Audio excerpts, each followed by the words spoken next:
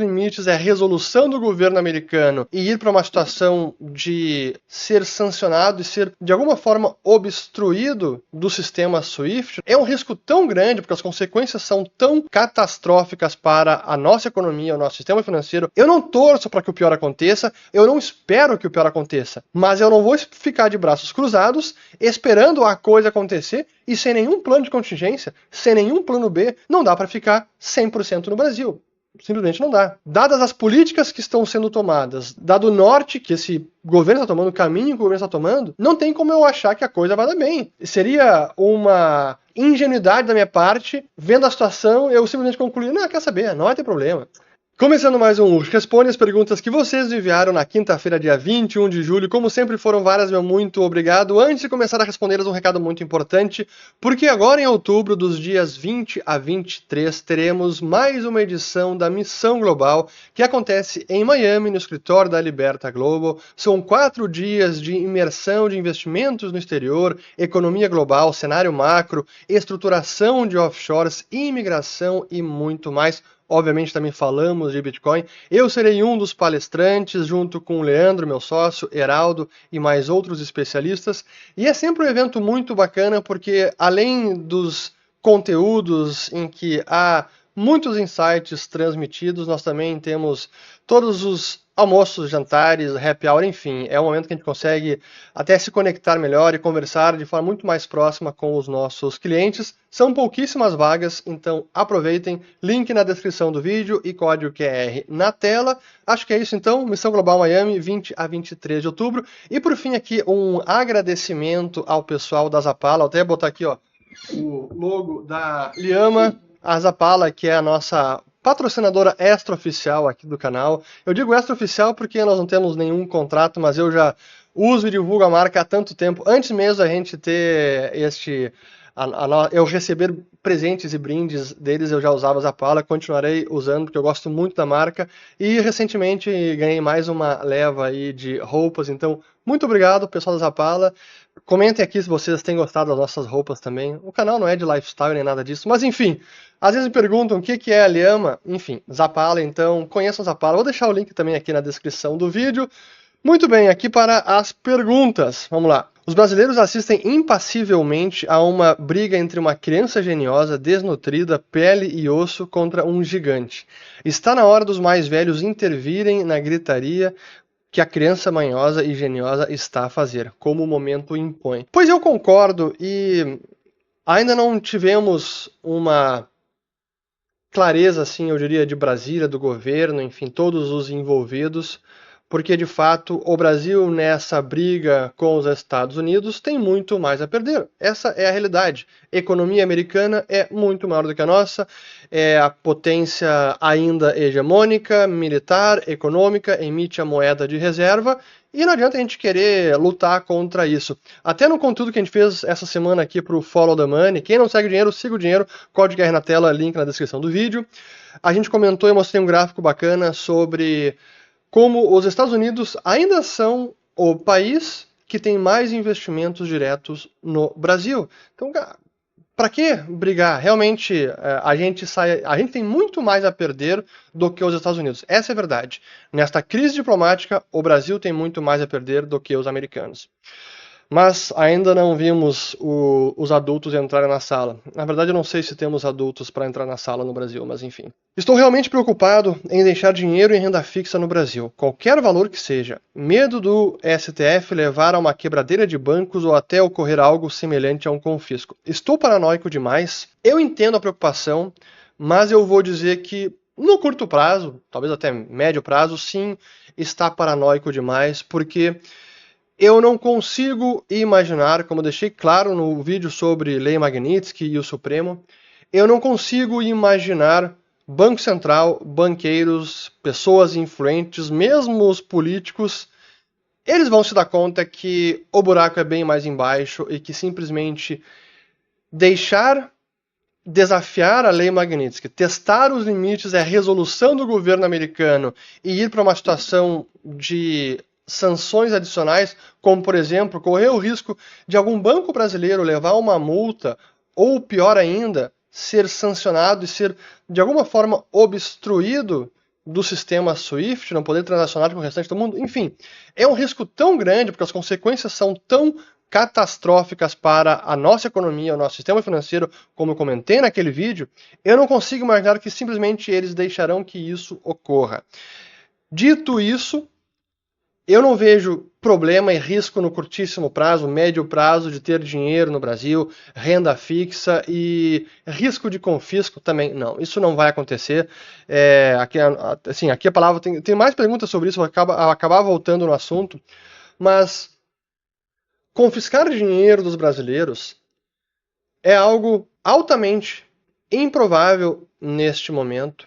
Precisaríamos de uma deterioração tão grande, não apenas em crise diplomática, mas muito mais também na questão fiscal. Precisaríamos estar num cenário de fuga maciça de capitais, dólar acima de 7, acima de 8, o juro subindo, o governo não conseguindo colocar a dívida no mercado. Realmente é um cenário de piora fiscal, econômica, monetária tão grande para chegar o governo aventar confiscar dinheiro da população em larga escala. Então não imagino isso acontecendo.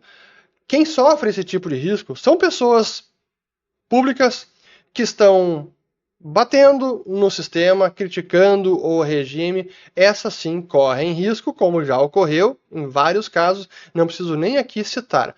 Mas pessoas que não estão expostas e que não têm essa visibilidade pública, a população em geral, não vejo que está correndo risco. Realmente é preciso um cenário muito, muito, muito mais catastrófico do que o que temos hoje para justificar um confisco ou então para termos uma quebradeira de bancos. Não vai acontecer. No cálculo do PIB, é descontada a inflação? Sim, é descontada a inflação por meio do chamado deflator do PIB, que é muito próximo ao IPCA, mas não exatamente o IPCA, porque no PIB nós adicionamos as exportações, porém descontamos as importações. Então, os produtos que fazem parte deste mix precisam ser adicionados e excluídos caso não estejam no IPCA. Por isso que há uma leve divergência entre a inflação implícita no cálculo do PIB, que é o deflator do PIB, e o índice de inflação. Como funciona na prática a diminuição de reservas do Banco Central após as aquisições dos ativos financeiros dos bancos pelo afrouxamento monetário quantitative easing? Se o Banco Central adquire as hipotecas subprime, para quem ele vende depois? Para os próprios bancos, via de regra, para quem ele pode vender, porque a conexão do Banco Central com o sistema financeiro é com os bancos que estão conectados nele. Então, quando ele compra um ativo, ele cria dinheiro do nada, digita lá na conta de reservas 5 bilhões de dólares, acredita esse dinheiro na conta do banco e recebe o ativo e está lá registrado agora no balanço do Banco Central, o ativo hipoteca subprime e no passivo o crédito na conta dos bancos. Então aumentou tanto o ativo quanto o passivo do Banco Central. Esse é o balanço patrimonial, esse é o registro contábil. Quando ele vende um ativo para o banco, é simplesmente o inverso desta movimentação contábil. Ele vai baixar o ativo, então ele vai reduzir o ativo que está vendendo e vai debitar da conta de reservas do banco. Então o dinheiro agora que foi criado, ele é reduzido, ele é destruído, ele é debitado da conta do banco comercial. Então isso diminui tanto o lado do ativo quanto o lado do passivo do Banco Central. Então é o mesmo processo. Mas ele vende sim para o sistema bancário. Com a medida provisória do IR passando, o governo conseguiria rastrear lucro na venda de cripto se compra em uma corretora e vendo anos depois para outra? Todas as corretoras domiciliadas no Brasil, ou sejam elas estrangeiras, mas que tenham CNPJ no Brasil, elas já têm que divulgar ou passar para a Receita Federal desde setembro de 2018 a Instrução Normativa 1888, que obriga as corretoras brasileiras a então passarem uma série de informações que na prática é quase que entregar para a Receita Federal todo mês a sua base de dados com toda a informação de CPF, quem comprou, quem não comprou, quem vendeu, o quanto que tem de saldo, possivelmente alguma informação de para qual carteira enviou, se sacou. Então a Receita já tem muita informação à sua disposição. Não é essa medida provisória que vai mudar alguma coisa. Essa quantidade de dados nas mãos da Receita, isso já é uma realidade. Não é a MP que vai mudar isso. A MP vai mudar a tributação, passa a ser 17,5% sobre ganho de capital, e não apenas 15%, e também elimina aquela isenção de até R$35 mil de vendas mensais de Bitcoin e criptos. Quais eventos políticos, sociais e econômicos seriam um gatilho para te fazer tomar a decisão de sair do Brasil? Sempre vem essas perguntas, até porque recentemente eu publiquei um vídeo sobre isso, e não são apenas eventos políticos, sociais e econômicos que fazem você tomar a decisão. Tem muita coisa por trás, tem questões familiares, pessoais, financeiras, enfim, tem uma série de questões. Para mim, hoje, já há motivos, para mim, por exemplo, para querer sair do Brasil. Já haveria motivos para isso. Não saio ainda por questões familiares, profissionais, societárias, enfim, uma série de motivos. E o que me faria tomar a decisão, talvez assim, cara, não dá mais agora, não vale mais a pena ficar no Brasil. Primeiro, uma escalada significativa da criminalidade, não que já não seja um absurdo a situação desumana que nós vivemos, mas precisaria uma escalada significativa da criminalidade, mais insegurança jurídica ainda, mais arbitrariedade. Para mim, a perpetuação do atual regime é um fator importante, possivelmente decisivo também nessa decisão. Então, acho que ano que vem é, sem dúvida, um momento para se acompanhar de perto. Mas eu diria isso. Agora, fator econômico, precisaria uma piora tão grande, assim, que... olha o Brasil, compara com a Argentina, outros países, a gente tem uma relativa estabilidade. Então, não seria muito pelo lado econômico o principal gatilho. Até porque a economia ela vai se deteriorando mais gradualmente, não é assim de imediato. De acordo com Justin Bons, fundador da Cyber Capital, prevê que nos próximos 10 anos o Bitcoin entrará em colapso devido à diminuição da recompensa aos mineradores. Você acredita que há algum fundamento nas suas afirmações ou só passa apenas de alarmismo? Apenas alarmismo. É impressionante como poucas pessoas pararam para estudar a fundo, sobretudo, como funciona a mineração e o ajuste de dificuldade da mineração. Aí está o X da questão, e é por conta deste mecanismo que é de uma genialidade incrível do seu Satoshi Nakamoto que o Bitcoin, a rede Bitcoin, seguirá operando independentemente do preço do Bitcoin e independentemente do custo de mineração. Porque a rede ela se autorregula, ela é automaticamente ajustada para dar conta de variações de preço, variações da recompensa dos mineradores, variações na matriz de custos, para que sempre se mantenha a rentabilidade da mineração, independente desses cenários externos, o preço do Bitcoin e o custo de mineração. Então, não vai fazer o Bitcoin colapsar por conta disso. Em relação ao Bitcoin, acredita que chegamos no topo do ciclo ou ainda há espaço para mais uma pernada de alta até o fim do ano, caso o Fed decida pelo corte de juros? Para mim, a pernada de alta, nesse exato instante, eu até estou gravando aqui na sexta-feira, 2h34 da tarde, o mercado está em polvorosa, é bacana essa palavra que o pessoal adora usar, em polvorosa. Na verdade, o mercado está bem excitado. Assim, hoje teve o discurso do Powell, que deu a entender que haverá corte de juros. Então aqui o dólar index caindo 1%, o SP500 testando aqui máxima histórica, subindo 1,5%, quase 6.500 pontos. O real também caindo quase 1% hoje, chegou a testar aqui nível de 5,40. Ouro subindo, o Bitcoin também subindo bem, estava caindo até o começo do dia, voltou a subir, já bateu 117 mil dólares de hoje. Então, o mercado assim em festa, já imaginando que o corte de juros está se aproximando.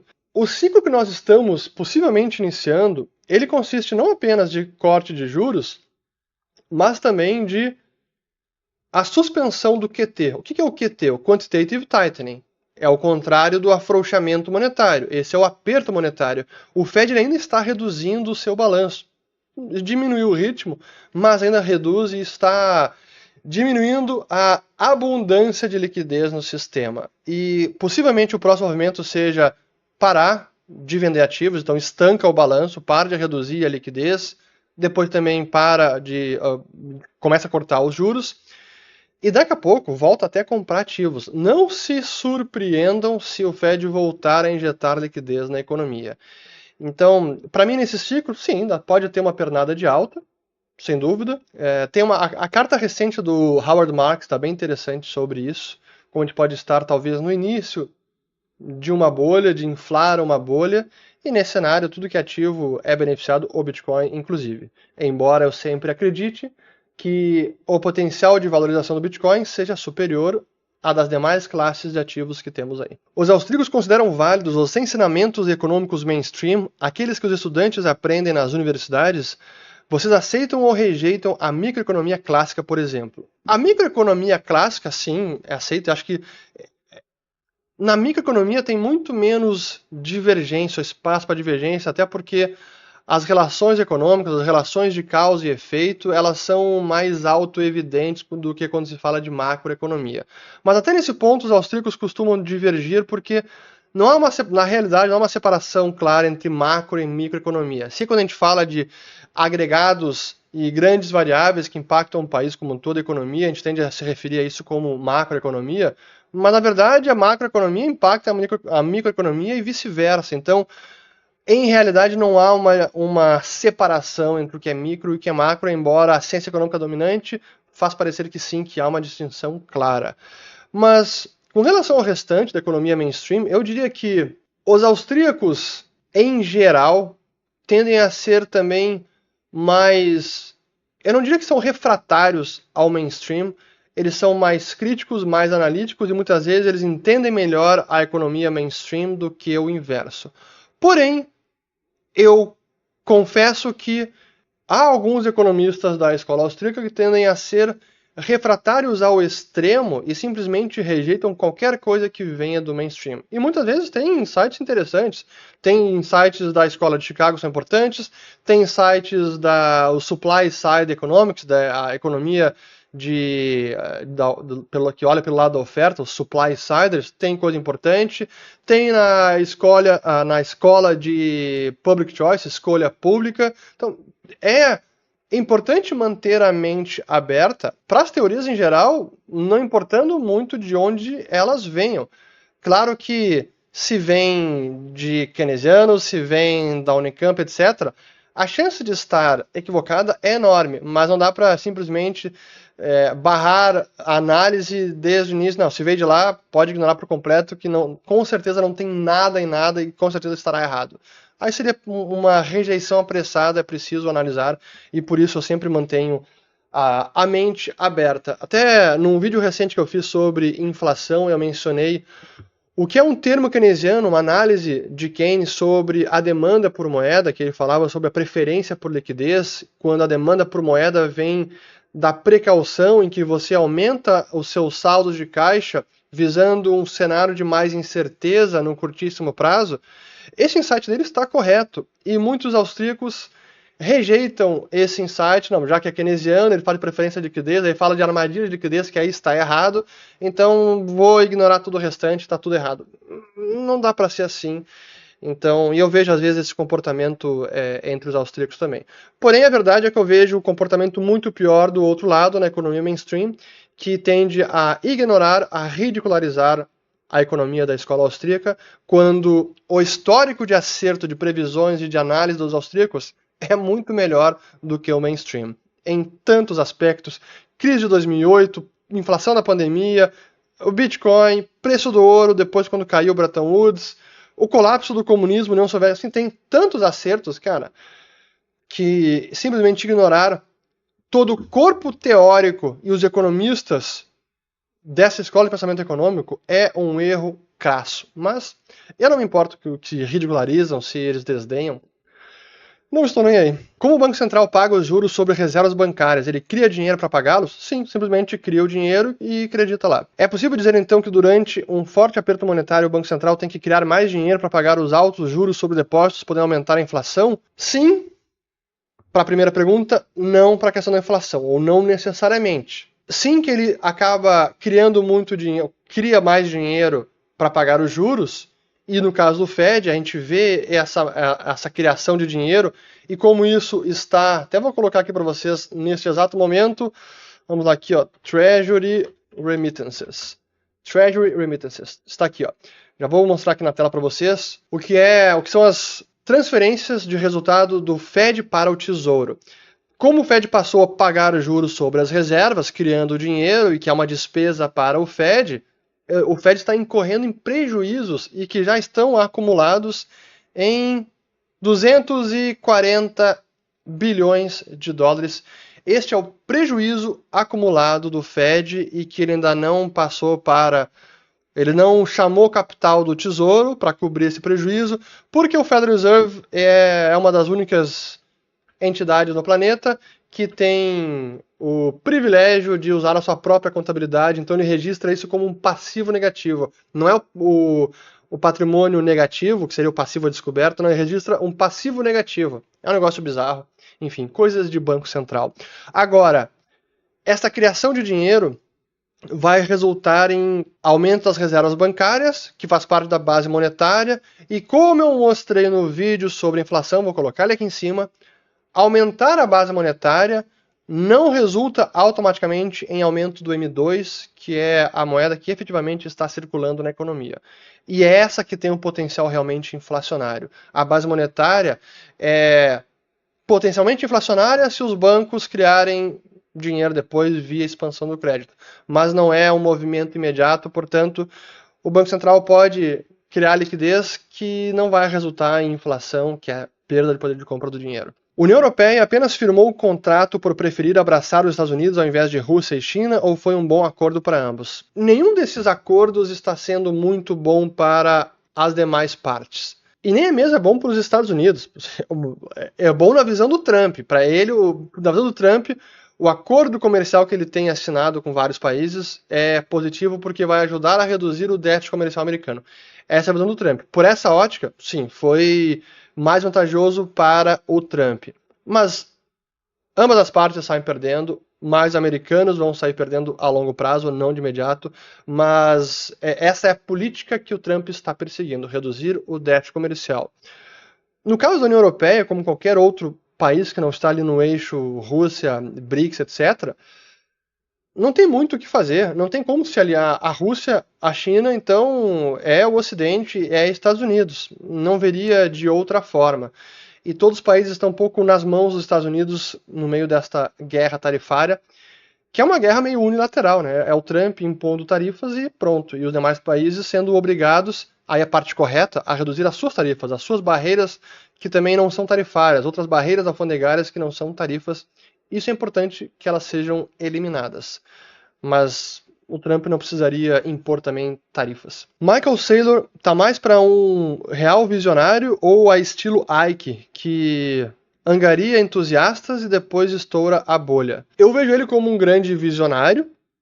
Sem dúvida que ele às vezes erra e fala exageros, mas via de regra, o que ele está fazendo com a strategy e a ideia de usar o mercado de capitais, sugar essa liquidez do mercado de crédito americano e aplicá-la no balanço da empresa adquirindo bitcoins, para mim essa é uma sacada genial. Mas esse é um processo de anos, não é apenas de meses. Ele mesmo vem sofisticando a estratégia, tendo clareza sobre a estratégia, desde 2020, quando ele começou a comprar bitcoins.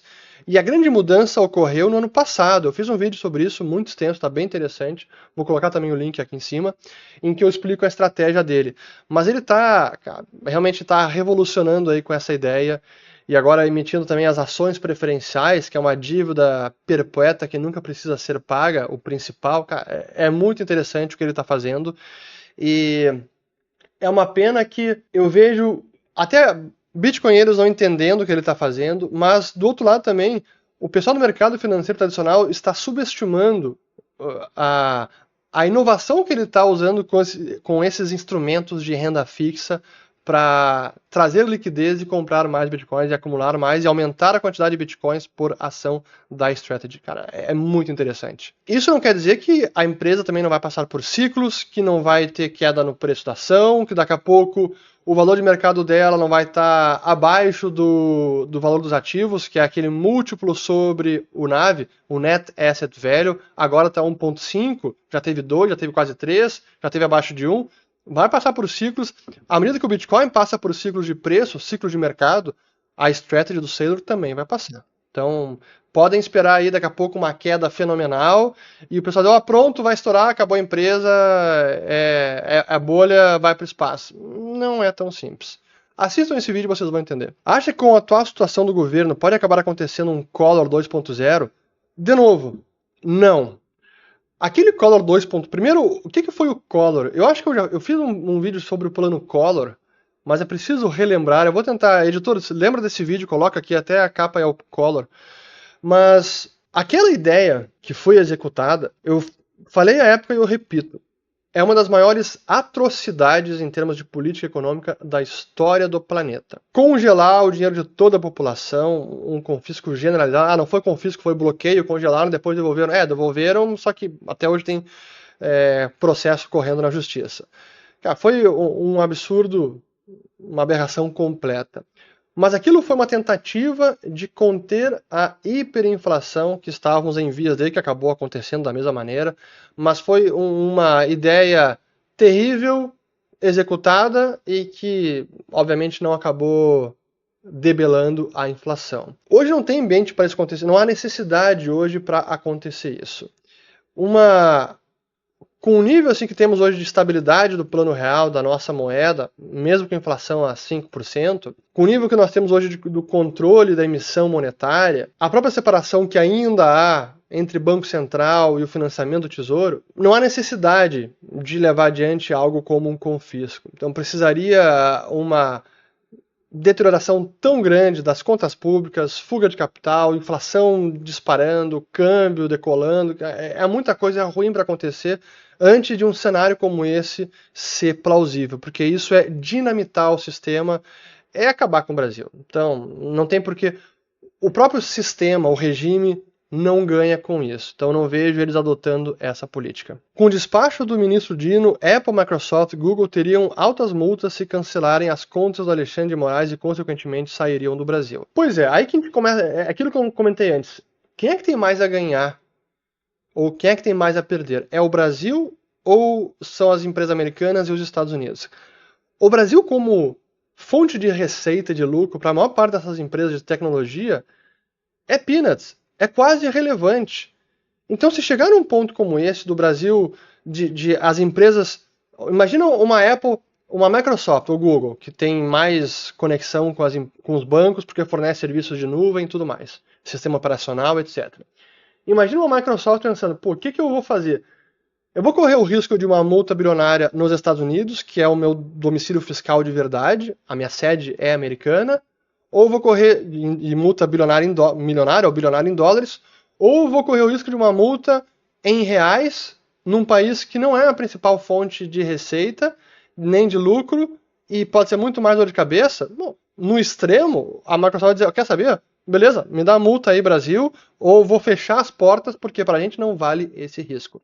Então é o Brasil que tem muito mais a perder nessa jogada. Eu não vejo, por mais que a retórica esteja sendo usada pelo Supremo, pelo governo, e claro que ajuda a ameaçar ou intimidar as empresas estrangeiras, o buraco é bem mais embaixo. E elas têm muito mais a ganhar atendendo, ou têm menos a perder atendendo o governo americano e não o governo brasileiro. Se o governo brasileiro, o Supremo, realmente acredita que consegue peitar e ganhar nessa briga, é um problema. Aqui mais uma pergunta também assim, ó. Há um meio termo entre a ordem do Supremo e as sanções da lei Magnitsky? Até o momento, não estamos vendo este meio termo. Que seria necessário algum acordo, Em teoria, isso está sendo debatido nos bastidores, alguma espécie de acórdão. Não sabemos como isso vai se desenrolar, mas é o que vai ser necessário. Mas enquanto isso, nós estamos vendo as empresas brasileiras, até houve notícia de cancelamento do cartão pelo Banco do Brasil. Os demais bancos certamente vão cancelar contas, bloquear. Se não vão divulgar publicamente, até porque não tem obrigação de divulgar isso publicamente, eles vão ter que sentar com o Supremo, já sentar e explicar, olha, a consequência aqui ela é potencialmente catastrófica, então não dá para a gente correr esse risco. Seria interessante manter 100% em ativos dolarizados com essa confusão brasileira, e aqui eu acho que eu concluo essa pergunta sobre o Brasil e tudo mais, e risco Brasil, que acho até eu acabei não... Eu preciso complementar a minha resposta de antes. Que perguntaram se dá para deixar em renda fixa, se tem risco de confisco, etc. Já falei que não, certamente não no curto prazo, precisaria muita piora. Mas como o Brasil é uma economia emergente, eu não tenho certeza do que vai acontecer, embora os incentivos, a teoria dos jogos me diga que o cenário mais catastrófico eles não vão arriscar, porque no fim das contas seria pior para eles também. Mas enfim, como eu não tenho certeza do que vai acontecer, nem por conta da situação atual da crise diplomática, e nem por conta de futuro, eleição do ano que vem e além, eu acho imprudente qualquer brasileiro que construiu patrimônio deixar todo o seu patrimônio no Brasil. Seja pelo atual governo, seja por um governo futuro, não importa. O Brasil é sempre uma incógnita e é sempre um risco maior do que países mais desenvolvidos, em que impera mais a lei, onde há mais segurança jurídica. Então não dá para deixar todo o dinheiro no país, é preciso deixar algo fora do país sempre. Essa calibragem vai de cada um, mas se é possível deixar mais lá fora, para mim é sempre importante. E o momento atual que traz mais insegurança, traz mais... Assim, todo mundo fica desconfortável e com medo, alguns com mais ou com menos, é mais um motivo para não ficar com tudo aqui. Ah, então eu estou dizendo que vai acontecer alguma coisa catastrófica agora já? Não estou. Então eu estou dizendo que com certeza nada de ruim vai acontecer. Não, também não estou dizendo isso. Para mim, o plano é sempre precaução. Se esses são os riscos, e eles estão aí, são conhecidos, eu preciso ter um plano e já estar preparado caso o pior aconteça.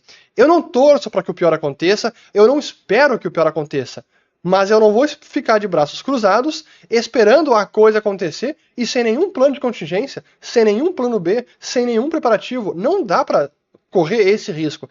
Para mim, esse é o ponto, por isso não dá para ficar 100% no Brasil.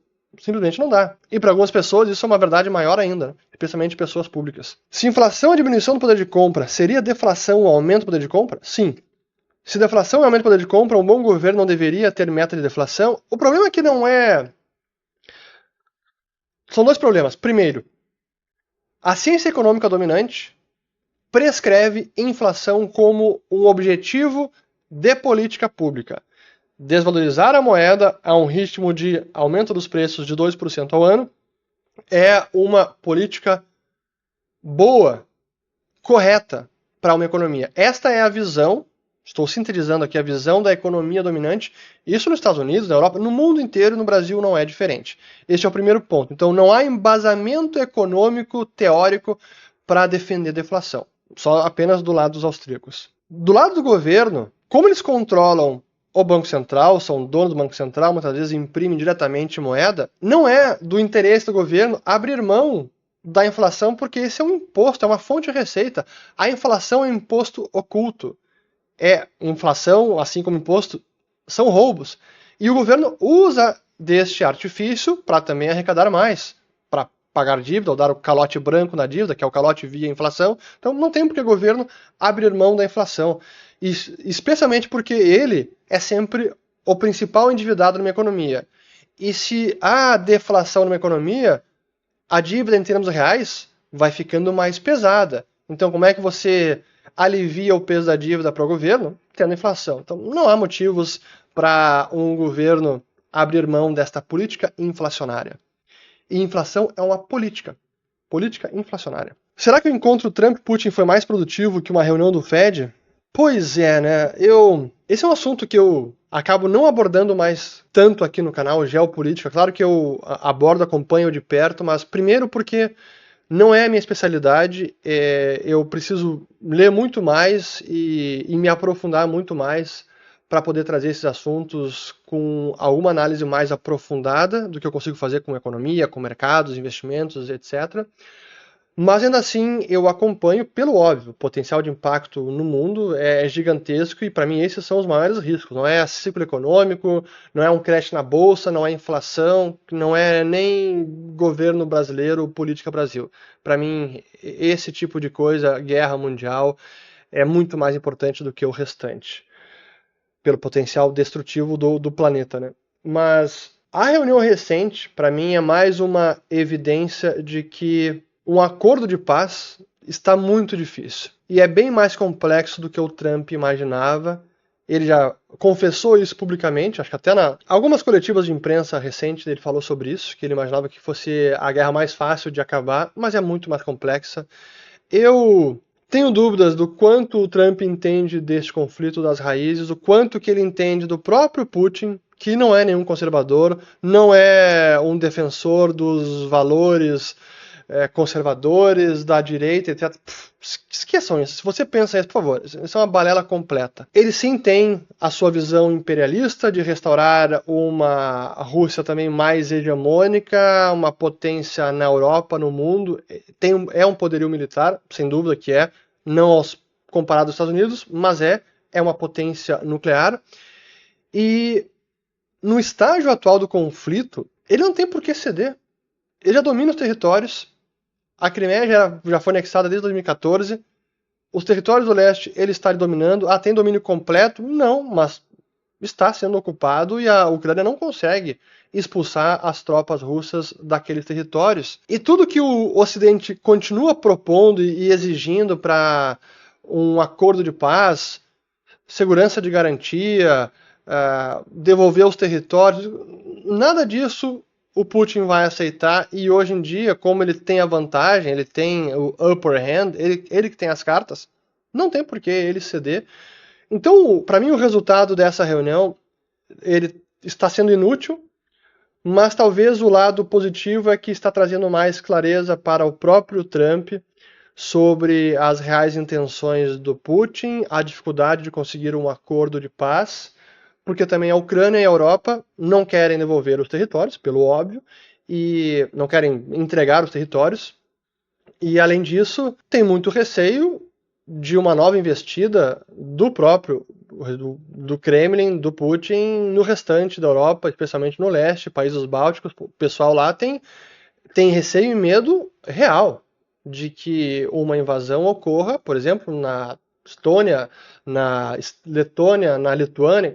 Realmente é algo muito sério e que a população desses países tem muita preocupação, é uma preocupação constante. Dito tudo isso, o que eu imagino neste momento, e que é o cenário mais provável, é que não haja nenhum acordo de paz, que a guerra siga se arrastando por mais tempo, os Estados Unidos sigam enviando munições, grana, assim como a Europa, para a Ucrânia seguir se defendendo, mas não a ponto de ganhar a guerra e conseguir expulsar de fato as tropas russas. Não vejo isso também acontecendo, precisaria mais armamento para conseguir isso ser feito. Ou então, e aí isso é uma guerra que pode se arrastar por vários anos, e aí vai ganhar quem durar mais, é a Ucrânia, é a Rússia. Quanto mais dura, quem é que sofre mais? A Ucrânia tem mais dificuldade a própria mão de obra, contingente militar, reservista, é muito mais difícil, uma população menor, porém tem mais apoio financeiro por conta de estar no Ocidente, ou estar sendo apoiada pelo Ocidente, pelos Estados Unidos. A Rússia tem mais contingente, tem um exército muito maior, mas também começa a sangrar mais financeiramente e sofrer economicamente. Quanto tempo a economia russa, o Putin, o regime consegue aguentar? Não sei, então pode se arrastar. Ou se conseguirem algum acordo hoje, dificilmente seria um acordo que não seja uma rendição parcial da Ucrânia. Vai entregar os territórios já conquistados pela Rússia, Crimeia segue sendo da Rússia, não tem nenhum tipo de garantia de segurança, tipo o artigo 5º da OTAN, esquece. Putin jamais vai aceitar isso. Então, muito complicado, e talvez esteja finalmente caindo a ficha para o Trump o quão complexo é acabar com essa guerra. Com a inteligência artificial, acha que é o fim da verdade? Estamos à mercê da narrativa que os poderes desejarem? Não acho isso, porque o conhecimento mais específico, mais especializado, não vejo a inteligência artificial tendo a superioridade. Talvez por conhecimento mais pro leigo, mais amplo, o que é de conhecimento comum, a IA consiga ajudar e muito, como já ajuda, mas aqueles que têm um conhecimento super específico, são super especialistas num assunto específico, numa área específica, não vejo hoje a IA conseguindo superar. Talvez esteja errado e isso mude daqui a alguns anos. Mas a verdade é que a própria inteligência artificial precisa ser checada. Não dá para simplesmente coloca no Grok, coloca ChatGPT, etc., pergunta e a resposta que a IA der, aquilo é regra, lei, e não dá para questionar. Não, por favor, questionem a IA também. Se você está assumindo como verdade pura IA, O erro está com você. Receba a informação, mas também verifique, vá atrás. Como a Rússia conseguiu resistir às sanções impostas pelos Estados Unidos e o Brasil conseguiria fazer igual? Excelente pergunta, até para diferenciar. Primeiro, a Rússia ela está sendo sancionada por conta da guerra, desde 2022 pelo menos, mas ela teve indivíduos sancionados, figuras do regime, empresas do regime, empresas, bancos também sediadas na Rússia.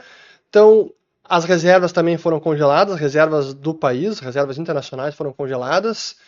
Então há quase um bloqueio, um isolamento financeiro e econômico da Rússia, e isso está prejudicando muito o país, porém ela está conseguindo contornar muitas dessas restrições, até de comércio, usando outros países. E aí tem muito da hipocrisia da própria Europa. Por exemplo, se vocês analisarem o comércio bilateral entre vários países menores ali na Ásia Central, Azerbaijão, Quirguistão, Geórgia, etc., esses países passaram a importar muito mais da Alemanha e de vários países na Europa. E por quê? Obviamente, a exportação desses países da Europa vão para esses países na Ásia Central, que servem apenas como intermediários para reexportar aquilo para a Rússia. Então, cara, na prática, continua o comércio. Além disso, no petróleo, derivados de petróleo, que a Rússia exporta bastante, petróleo, óleo diesel, gasolina, gás, parte do gás continua sendo fornecido para a Europa por meio da Hungria, e muito do gás também está conseguindo ir para a China, mas especialmente petróleo. China e Índia comprando muito petróleo, a Índia foi tarifada aí pelos Estados Unidos. O Brasil passou a comprar muito óleo diesel da China, da Rússia, e comprava muito pouco. Então, tem muitos países que estão ajudando a manter as receitas de commodities, de petróleo, ainda elevadas, o que ajuda a financiar o regime e, portanto, a financiar a guerra do Putin. No caso brasileiro, nós, sofremos tarifas comerciais, que isso complica boa parte da pauta de exportação, não toda, já fiz vídeo sobre isso, vou colocar link aqui em cima, editor, se lembra, por favor. Mas a sanção que, além das tarifas, o ministro Alexandre de Moraes recebeu uma sanção que financeiramente isola, busca acabar com o Moraes, financeiramente, mas não com o restante da economia brasileira. Então não chegamos nesse nível de sanções que a Rússia chegou, e nem acho que vamos chegar. Por favor, a gente não está numa guerra, é uma crise diplomática, mas não vejo uma ampliação das sanções para abranger até mesmo empresas brasileiras como um todo. Vai ser coisa pontual se for algum banco, alguma coisa, porque está infringindo a lei Magnitsky, que está atingindo o Moraes. Mas não é a mesma coisa que a Rússia, tá? E também não há bloqueio comercial e econômico do Brasil. Já passamos do ponto de não retorno na degradação das instituições no Brasil? Ótima pergunta. É sempre uma preocupação, né?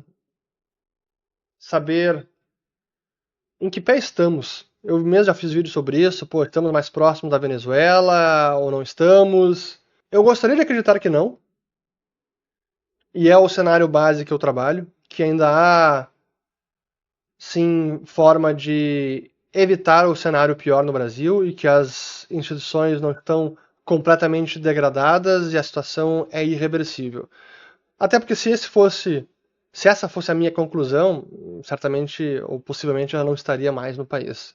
Então ainda vejo que há como consertar o rumo e restaurar as instituições. Mas é uma tarefa árdua e é preciso pressão de toda a população, da sociedade, de empresários, pessoas influentes, todo mundo. Para o investidor conservador, qual a melhor forma de fugir total do risco Brasil? Zerar Brasil, sair do Brasil, dar a saída fiscal, encerrar o CPF, cara, não tem outra forma. Bom, para fugir total, é isso. Bom, você não tem como sair do Brasil, continua aqui, tem empresa, etc., família, negócios. Você pode tirar o máximo possível do seu patrimônio. Aí você blinda bastante do risco Brasil e tem ele lá fora.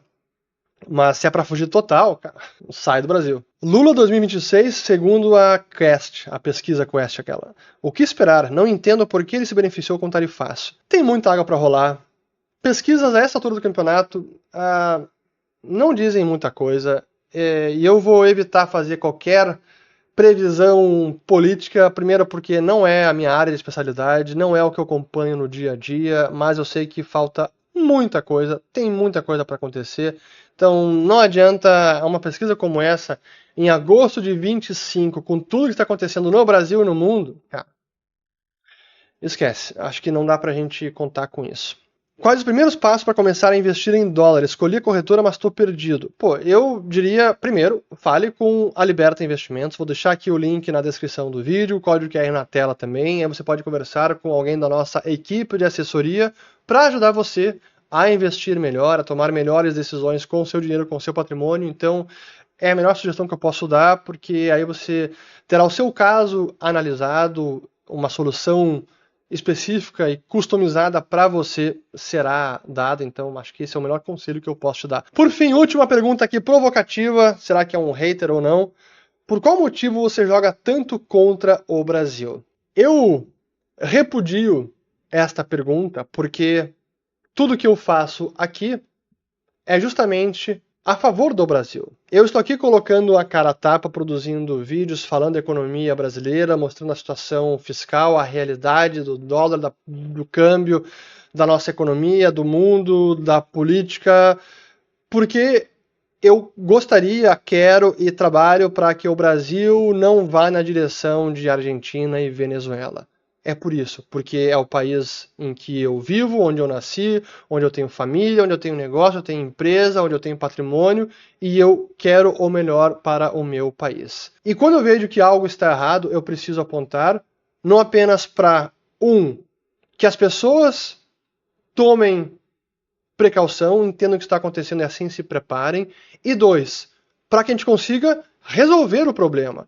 Quando eu mostro o fiscal que está degringolando, a dívida está subindo e que é maior do que o pessoal diz, não é porque eu acho bonito que eu estou torcendo contra, é para que caia a ficha na sociedade, que tem alguma influência, para que caia a ficha no Congresso, nos políticos, no Executivo, não tenho muita esperança, mas que o pessoal entenda, cara, isso vai levar o Brasil para o brejo. Assim a vaca vai para o brejo.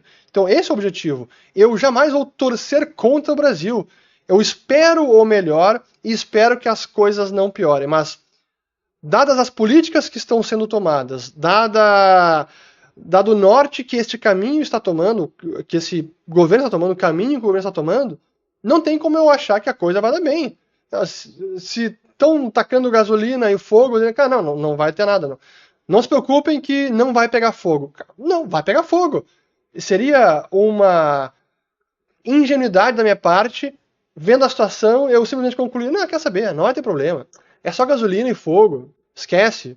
Vai dar tudo certo, não vai pegar fogo. Fiquem tranquilos. Não dá. Isso seria juvenil, seria imprudente, seria arriscado, seria errado da minha parte. Por isso, então, eu torço pelo Brasil, eu vou seguir apontando os problemas, identificando as causas, os culpados, para que a gente possa corrigir a rota e aí sair desse risco sempre presente, Venezuela e outros regimes autoritários e que acabam sempre dando no pior para a população, especialmente os mais pobres, que no fim das contas são os que mais sofrem. Quem tem patrimônio, quem tem dinheiro, acaba sobrevivendo, consegue se proteger, vai embora do país, tira dinheiro e pronto. Mas aqueles que ficam são os que vão acabar sofrendo mais e é isso que eu quero evitar, sobretudo. Compartilhem esse vídeo, se inscrevam no canal, ativem o sininho. Espero que tenham gostado de mais um. Desfrutem deste domingo com suas famílias e com seus amigos. Espero ter lavado as louças e voltamos no próximo Responde.